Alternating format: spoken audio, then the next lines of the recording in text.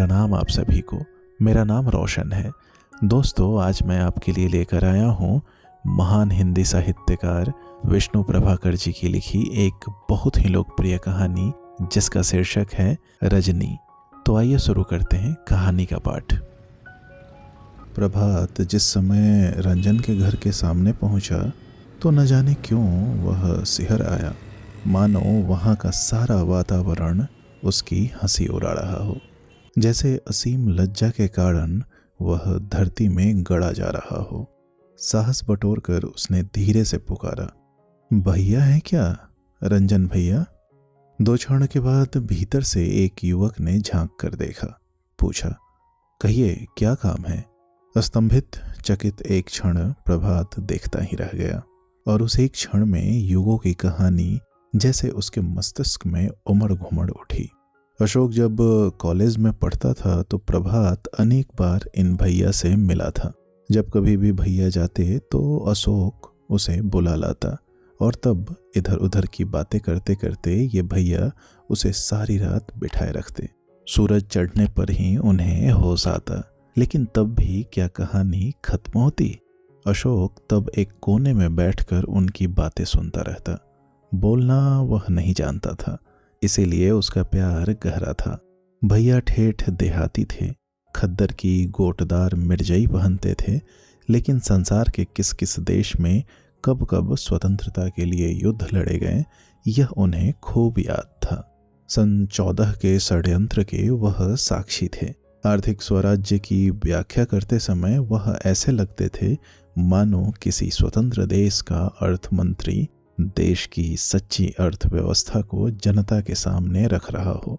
अचरज से प्रतिहत होकर जब हम उनकी ओर देखते रह जाते तो वह ठहाका मारकर हंसते और कह देते, तुम लोगों ने साहबी ठाट बाट से रहने के अलावा और सीखा ही क्या है?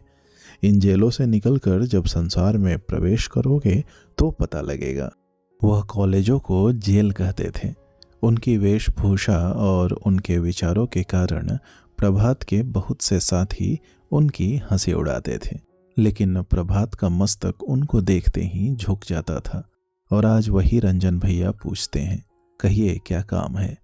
जैसे वह मुझे चिन्हते ही नहीं, जैसे युगों के व्यवधान ने उनकी प्रीति को धो पोंछ दिया हो।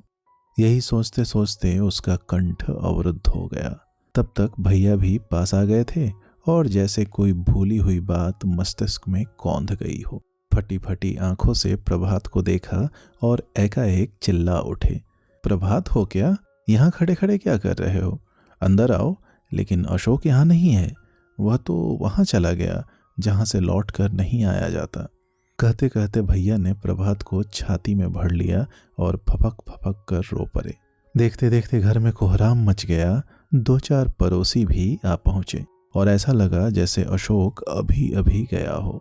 बहुत देर बाद जब प्रभात के आंसू नहीं रुके तो गुरु गंभीर स्वर में भैया ने समझाना शुरू किया, रोना व्यर्थ है। शरीर का धर्म पूरा हो जाने पर उसे जाना ही होता है। आए हो तो माँ को समझाओ, रजनी भी तो घुली जा रही है। लेकिन प्रभात तो और भी विचलित हो उठा। रजनी का नाम सुनते ही जैसे उसकी अनुभूति पिघल गई हो। लेकिन इससे पूर्व कि वह कुछ कहे, उसने सुना कि रजनी कह रही है, अंदर चलो भैया, माँ आपको बुलाती है। प्रभात की दृष्टि सहसा ऊपर उठी। माघ पूस की सर्दी जैसे उसके प्राणों में बज उठी हो। यह रजनी है, लेकिन वह एक भी शब्द नहीं बोला। व्यथित व्याकुल चुपचाप उसके पीछे पीछे अंदर चला गया। प्रत्येक पग पर जैसे उसने अनुभव किया कि मौत का गहन अंधकार एक एक ईंट एक एक पत्थर पर अधिकार जमाए बैठा है। जैसे समूचा घर विषाद की मूर्ति बन गया है और माँ जैसे नारी का कंकाल किसी भयंकर वेदना से दबा जा रहा हो। ओह, यह सब क्या है? और उसका बांध फिर टूट गया। माँ बहुत देर तक उसे छाती में भरे रही और आंचल से आंखें पोंछती रही, कहती रही, बार बार वह तुझे याद करता था, कहता था प्रभात को बुला दो, लेकिन तुम तो 7 समंदर पार थे, कैसे बुलाते? रजनी कह देती, तार दिया है, कल तक आ जाएंगे।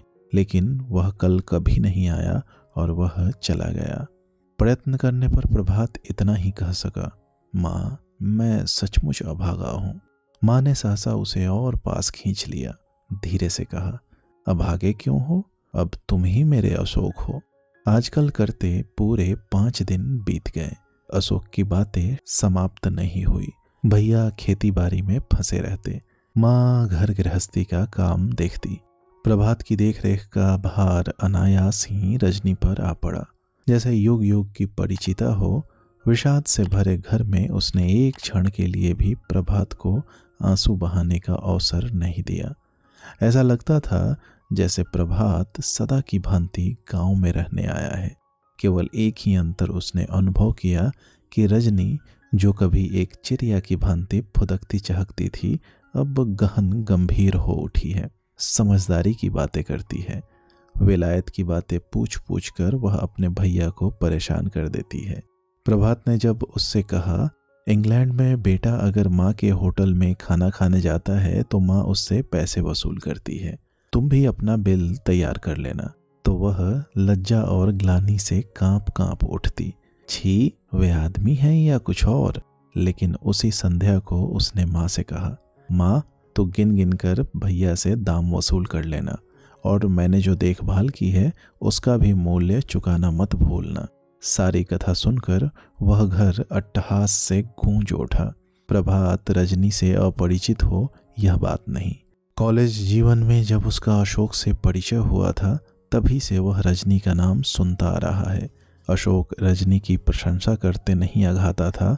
हर बार वह घर से लौटता और कहता, देखो प्रभात, रजनी ने कैसा सुंदर रुमाल निकाला है। देखो प्रभात, इस मेजपोश के रंग कितने प्यारे हैं। अच्छा प्रभात, अभी जो मिठाई तुमने खाई थी वह क्या बढ़िया नहीं थी? वह रजनी ने बनाई थी, लेकिन वह कभी रजनी के इतना पास नहीं आ पाया था जितना इस बार संभव हो सका। उसे लगा जैसे अशोक कभी रजनी की ठीक ठीक प्रशंसा नहीं कर पाया। स्वयं भी प्रयत्न करने पर ऐसा नहीं कर सकेगा। वह जैसे नारी का प्रतीक है, जैसे रजनी के योग्य उसे कोई उपमा नहीं सूझी और उसके जाने का दिन आ गया। आंखों में आंसू भरकर माँ ने कहा, आते रहना भैया। सहसा रंजन भैया बड़े जोर से हंस पड़े। आएगा क्यों नहीं, यह भी तो इसका घर है, और फिर मैं जो हूँ पकड़ कर ले आऊंगा। प्रभात भी हंस पड़ा। दृष्टि उठाकर देखा, रजनी वहां नहीं है। छत पर चुपचाप एक कोने में खड़ी होकर बार बार आंखें पोंछ रही है। प्रभात का हृदय जैसे हाहाकार कर उठा। वह तेजी से गाड़ी में जा बैठा। प्रभात डॉक्टर के रूप में बहुत शीघ्र प्रसिद्ध हो गया। पैसे की उसे कभी कमी नहीं थी, लेकिन इस प्रसिद्धि और ऐश्वर्य के बीच वह अपने रंजन भैया को नहीं भूला और न ही भूला रजनी को। इसीलिए जब उसके विवाह का शुभ अवसर आ पहुंचा तो उसने रंजन भैया को तार दिया, माँ और रजनी को लेकर तुरंत चले आओ। लेकिन तीसरे दिन उसने देखा अकेले रंजन भैया आए हैं। सकपकाकर उसने पूछा, माँ कहाँ है, रजनी क्यों नहीं आई? भैया ने इतना ही कहा, आ नहीं सकी। प्रभात जैसे पागल हो उठा। आ नहीं सकी? क्यों नहीं आ सकी? उन्हें आना ही होगा। और देखते देखते वह अपनी कार लेकर तुरंत गांव की ओर रवाना हो गया। जिस समय उसने दरवाजा खटखटाया तब आधी रात बीत चुकी थी। आवाज सुनकर रजनी जागी। कई क्षण उसका हृदय भय से धक धक करता रहा, पर जब उसने पहचाना तो जैसे वह जड़ हो गई। लेकिन आवाज और भी तीव्र हो रही थी। माँ जागी, किवाड़ खुले और बड़े वाद विवाद के बाद रजनी को प्रभात के साथ जाना ही पड़ा। रात के उसी गहन सन्नाटे को भंग करती हुई कार फिर नगर की ओर दौड़ने लगी। रात का यह गहन सन्नाटा, सन सन करती यह शीतल वायु, निपट नीले आकाश में तारों की तरह यह अद्भुत चित्रकारी, और प्रभात के बगल में बैठी एकाकी रजनी। एकाएक प्रभात ने रजनी की ओर देखा। किस अतीत में डूबी वह न जाने कहाँ खो गई थी। ओह, कितनी सुंदर, कितनी मोहक नारी यह है नारी। संज्ञाहीन जैसे उसने कहा, रजनी। रजनी कांप उठी। प्रभात को सहसा जैसे कुछ याद आया, पूछ बैठा, तुम भैया के साथ क्यों नहीं आई रजनी? रजनी मौन, बस कांपती रही। नाराज हो रजनी? रजनी का कंपन बढ़ता है। बोलो रजनी। रजनी जैसे रो आती है। उस गहन अंधकार में मोटर के भीतर के प्रकाश में वे आंसू जैसे उसको उत्तेजित कर देते हैं। वह सहसा मोटर रोक देता है और अपना हाथ रजनी के कंधे पर रखते हुए बोल उठता है, रोती हो क्यों, क्या दुख है? सहसा रजनी जाग जाती है और धीरे से गंभीर स्वर में बोल उठती है, अंधेरे में डर लगता है भैया, जल्दी चलो ना। प्रभात फिर रास्ते भर रजनी से नहीं बोला, बोल ही नहीं सका। समय ने करवट ली। रजनी का भी विवाह हो गया। वह अमीर नहीं थी, इसीलिए अमीर घर की बहू नहीं बन सकी। न पहनने को ढेर सारे कपड़े, न आभूषण, पर काम का कोई अंत नहीं। दोपहर रात रहते ही पीसना शुरू करती तो गाय भैंसों की देखभाल के वक्त ही रुकती। भरा पूरा कुटुंब, शाम होने का पता ही नहीं लगता। लेकिन जैसे वह कभी थकती नहीं, कभी शिकवा शिकायत नहीं करती। सहज भाव से जैसे उसे जो कुछ करना रहता करती रहती।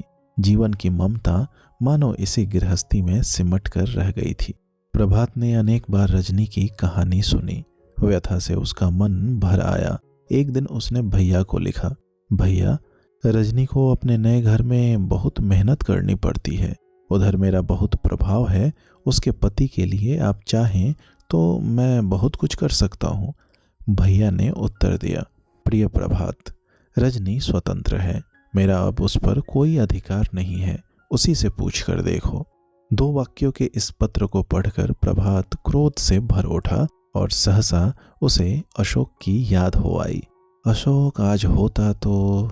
न जाने क्या हुआ, प्रभात कांप उठा। न जाने उसे क्या याद आ गया। पीड़ा ने जैसे उसे मथ दिया। उसने चुपचाप कार ली और रजनी के गांव जा पहुंचा। रजनी उसी समय गाय को सानी करके लौट रही थी। कोहनी तक हाथों में भूसी चिपटी हुई थी। सहसा प्रभात को देखकर मुस्कुराई, बोली, तुम आए हो भैया? प्रभात तुरंत कोई उत्तर न दे सका। देखता रहा।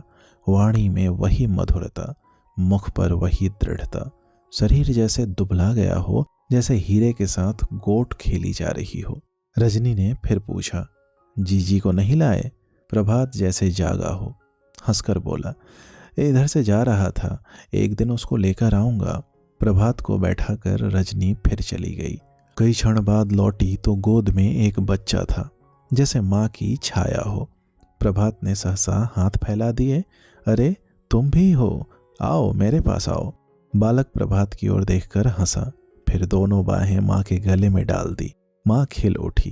प्रभात के अंतर में जैसे मंथन तीव्र हो आया। यह तृप्ति, यह संतोष, यही तो मृत्यु है। तभी गांव और घर के दूसरे लोग आ पहुंचे। दिन भर वह वहीं रहा, सुनता रहा। बर्तनों की खन खन, टन टन, चरखे की तान, गायों का रंभाना और किसानों की बातें। बीच बीच में परछाई की भांति रजनी मुस्काती, लजाती आती और पूछ जाती, भैया कुछ चाहिए? बहुत रात बीत जाने पर पास बैठने का अवसर मिला। कई क्षणों तक दोनों घर गृहस्थी का कुशल क्षेम पूछते रहे। फिर एकाएक प्रभात ने पूछा, तुम यहाँ प्रसन्न हो रजनी? सस्मित नयनों से रजनी ने प्रभात को देखा। ऐसा क्यों पूछते हो भैया? प्रभात उठकर बैठ गया। क्यों पूछता हूँ? तुम नहीं जानती, तुम यहाँ मजदूरनी की तरह पिसती रहती हो। मैं यदि चाहता तो। रजनी एक बारगी किसी अज्ञात भय से सिहर उठी। धीरे से बोली, नहीं नहीं। प्रभात ने कहा, नहीं क्यों?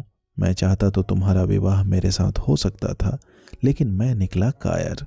रजनी किसी भयंकर पीड़ा से कसक उठी, लेकिन यह सब क्षणिक था। दूसरे ही क्षण अपरिसीम धीरज के साथ उसने कहा, दूत, पागल हो रहे हो, ऐसे भी कोई कहता है? वह आने ही वाले हैं। लेकिन प्रभात तो संज्ञाहीन हो रहा था। पूर्वतः बोलता रहा, नहीं नहीं रजनी, यह सब मेरा ही पाप है, लेकिन अब तो कुछ हो नहीं सकता। मैं तुम्हारा भैया ही रहूंगा, डरो नहीं, मर्यादा को जानता हूँ। लेकिन भैया के नाते एक प्रार्थना कर रहा हूँ, मेरे पास बहुत पैसा है। रजनी का मुख रक्त वर्ण हो आया। लगा जैसे वह क्रुद्ध हो उठेगी, लेकिन परम शांति के साथ वह बोली, मेरी पराधीनता आपको बुरी लगती है, लेकिन मुझे बुरी नहीं लगती, क्योंकि जानबूझकर मैंने इसे स्वीकार किया है। चाहूंगी तो क्षण भर में तोड़ दूंगी, लेकिन तुम इसे नहीं तोड़ सकते। अप्रतिभ अवाक प्रभात उसे देखता ही रहा और वह कहती रही, दुखी मैं नहीं तुम हो, तुम्हारी आत्मा किसी अज्ञात दुख से तिलमिला रही है। उस कांटे को निकालकर फेंकोगे तो।